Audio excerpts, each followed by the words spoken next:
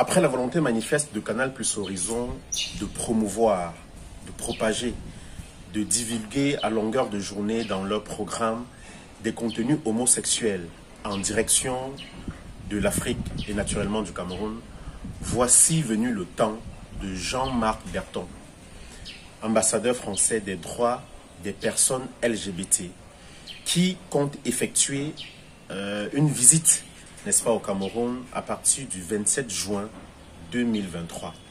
Pourquoi cette pression de la France envers le Cameroun? Est-ce qu'on s'achemine progressivement au Cameroun vers la dépénalisation de l'homosexualité? Voici mon avis sur l'actualité du pays.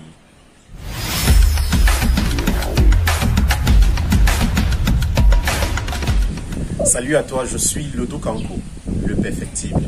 Je rêve d'un Cameroun qui protège et qui libère les énergies. C'est la raison pour laquelle, tous les jours, je mets à contribution mon cœur, mon intelligence et mon énergie pour que ces rêves deviennent réalité.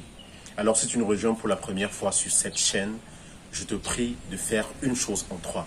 Partager, liker et surtout nous donner ton avis sur l'actualité du pays. En l'état actuel des choses, ce n'est pas un débat.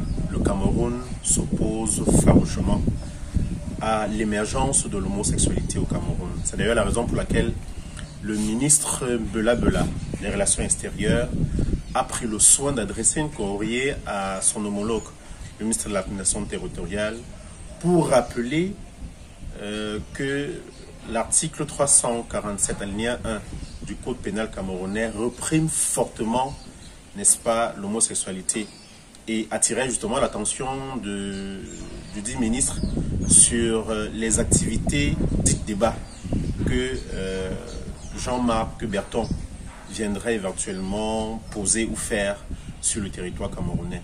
Donc sur cette question, le gouvernement camerounais, à partir de son ministre, Bela, est à encourager et à féliciter parce qu'il réaffirme la position claire et nette du Cameroun sur la question de l'homosexualité et qu'il n'y a donc pas d'ambiguïté et que par conséquent, les activités d'homosexualité ne devraient pas prospérer sur notre territoire. Malgré la sortie du ministre Bela, beaucoup estiment qu'il s'agit non seulement d'une sortie tardive, mais d'un jeu de passe-passe entre le gouvernement camerounais et le gouvernement français. Car comment comprendre que, sachant les activités que Jean-Marc Berton viendra faire sur le territoire camerounais, on a quand même pu lui donner le visa pour arriver sur le sol camerounais. Alors beaucoup crient à la manipulation, mais le danger n'est donc pas éloigné. C'est la raison pour laquelle il faut rester vigilant, mais surtout frapper fort et frapper dur.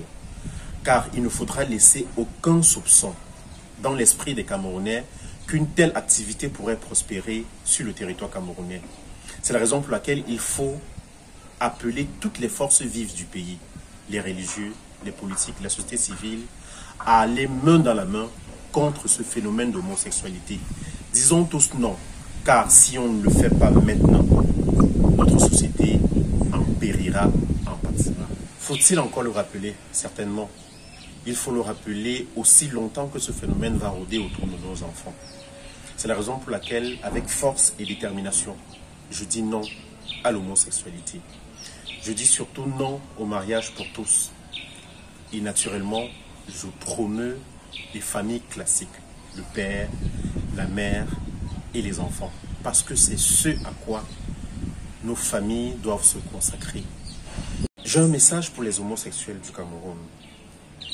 Tant que vous resterez dans vos coins, dans vos chambres, avec vos pratiques, les Camerounais tolérants que nous sommes n'atteindront pas vos vies.